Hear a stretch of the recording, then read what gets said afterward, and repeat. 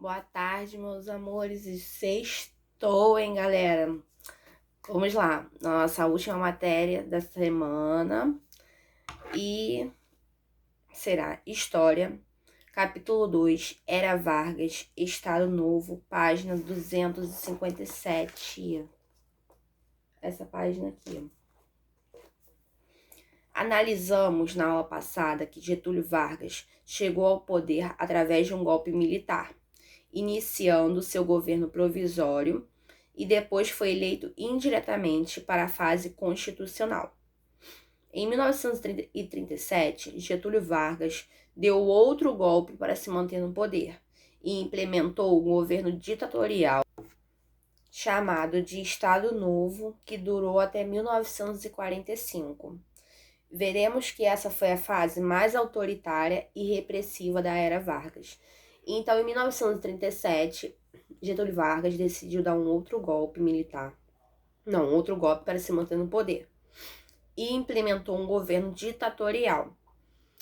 E essa época foi chamada de Estado Novo. E ele durou de 1937 até 1945. Então, ele durou 8 anos. No caso, não deve ter sido 8 anos, né? Deve ter sido um pouquinho menos de 8 anos. E essa fase foi a mais autoritária e repressiva da era Vargas. Início do Estado Novo.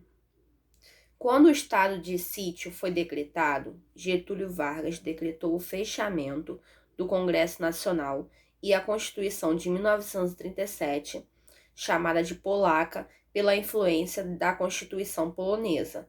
Então, Getúlio Vargas simplesmente fechou o Congresso Nacional, né?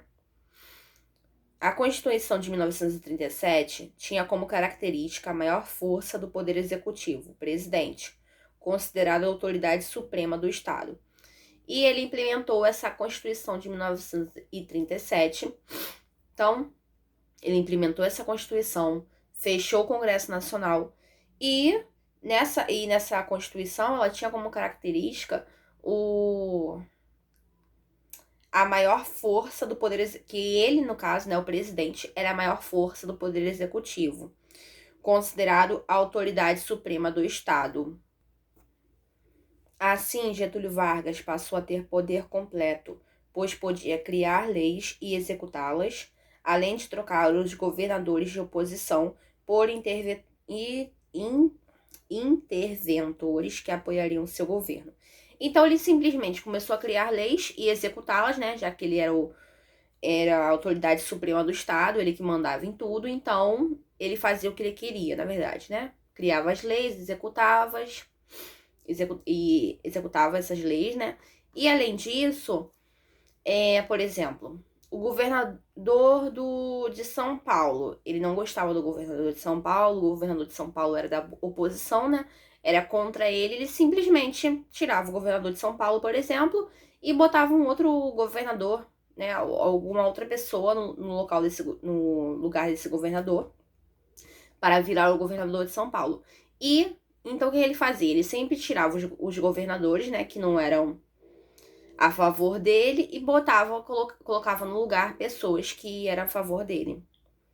E agora tem uma imagem aqui que eu vou mostrar para vocês e vou ler.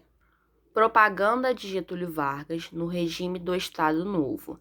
A imagem do presidente com crianças foi usada frequentemente pelo governo, pois representavam a construção do futuro do Brasil.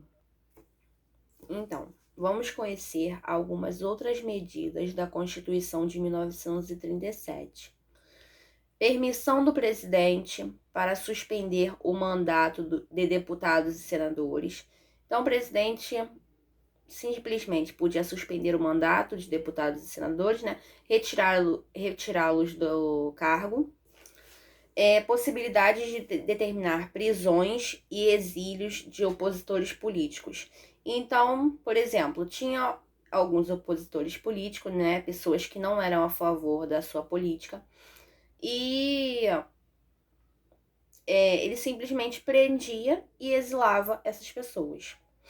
Retorno da pena de morte, censura aos meios de comunicação, jornais, rádios, cinemas, entre outros, Ou seja, não podia, o jornalista não podia falar o que ele que bem entendia, as pessoas não podiam também falar, né, o que eles achavam do governo.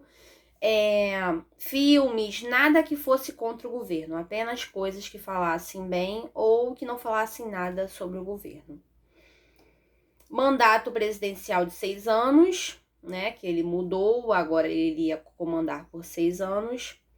Voto indireto para a composição dos deputados federais e senadores. Para controlar e muitas vezes calar as vozes da oposição e dos seus críticos, Getúlio Vargas criou o Departamento de Imprensa e Propaganda, DIP, que foi a instituição responsável por organizar a propaganda do governo e fazer a censura da imprensa e de todos os meios de comunicação que fizessem críticas ao presidente. Então, para ele calar a voz dos seus opositores políticos, ele criou esse DIP, que era Departamento de Imprensa e Propaganda.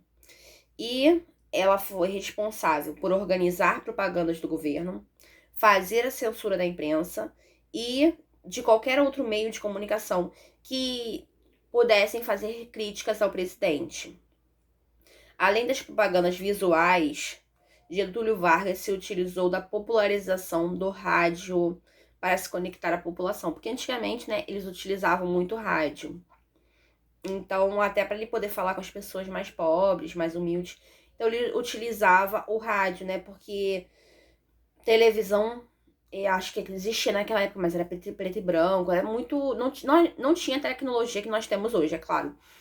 Mas o rádio era mais comum do que a televisão para as pessoas que não, mais pessoas mais pobres, na verdade.